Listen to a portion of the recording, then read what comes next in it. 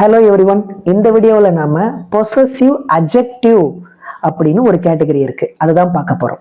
இந்த possessive அட்ஜெக்டிவ்க்கும் possessive ப்ரொனவுனுக்கும் minute difference இருக்கு, அடுத்த வீடியோவில் சொல்றேன். இப்போ பொசசிவ் அட்ஜெக்டிவ் என்னெல்லாம் இருக்கு அப்படின்னு பார்க்கலாம். இந்த பொசசிவ் அட்ஜெக்டிவ் பக்கத்துல இன்னொரு நவுனும் வரும், அதனால இதை ஈஸியா நம்ம கண்டுபிடிச்சிடலாம்.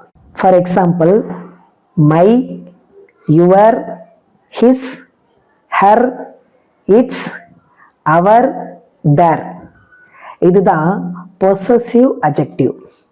இது பக்கத்துல எல்லாமே இன்னொரு நவுனு பயன்படுத்த முடியும் நம்மளால. My pen, your bag, his father, her uncle, its chain, their school.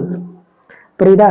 அப்ப எந்த ஒரு அட்ஜெக்டிவ் பக்கத்துல இன்னொரு நவுனை நம்மளால பயன்படுத்த முடியுதோ அந்த அட்ஜெக்டிவ் எல்லாம் பொசசிவ் அட்ஜெக்டிவ். ஞாபகம் வச்சுங்க. டவுட் இருந்தா கமெண்ட் பண்ணுங்க. Take care. Bye by.